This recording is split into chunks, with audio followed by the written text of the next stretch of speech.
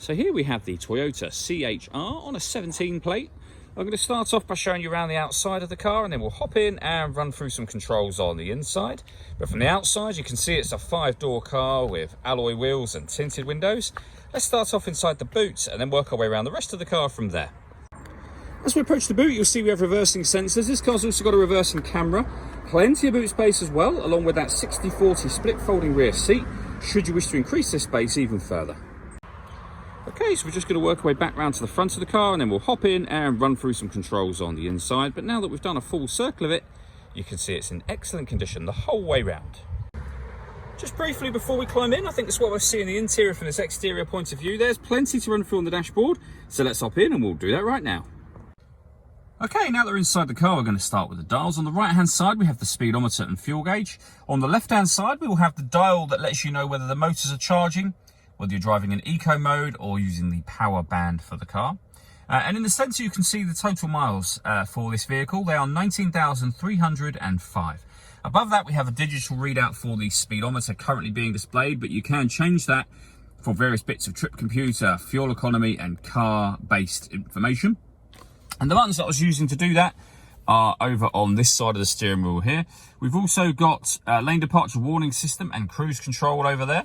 On the left-hand side, we have stereo controls and phone controls. The phone controls can only be used after such time as you pair the phone up, and that is done over on the touchscreen in the center just here. If you hit the phone icon down there and then follow instructions on screen. When it comes to music, we've got plenty of options in this vehicle. So AM, FM, and DAB radio, auxiliary input, Bluetooth audio, so you can stream your music wirelessly. You have iPod input and USB input as well. This car, if we press this button just here, also has satellite navigation. There's a full video showing how this works on both our website and on our YouTube channel. Lovely clear screen though, as you can see. It's a very easy system to use. And if I pop the car into reverse, you'll see that full colour reversing camera with guidelines showing you what direction the car is headed in that I mentioned previously. Working our way down, we have dual zone climate control, so you can adjust the passenger and driver temperatures. You can increase and decrease the fan speed. You can determine what direction you'd like the air to be distributed in. When you're happy with those settings, this button turns the air conditioning off or back on again, or you can hit auto. In doing so, the car will take control of the fan speed and the direction of the air to maintain those two temperatures for you. You can override that simply by readjusting the fans and putting it back on whatever setting you want it on here as well.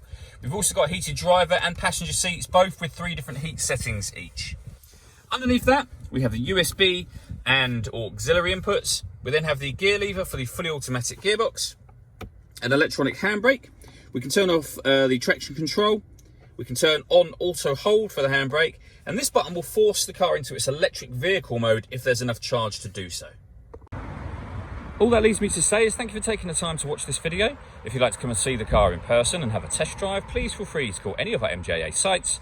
We'd love to hear from you soon.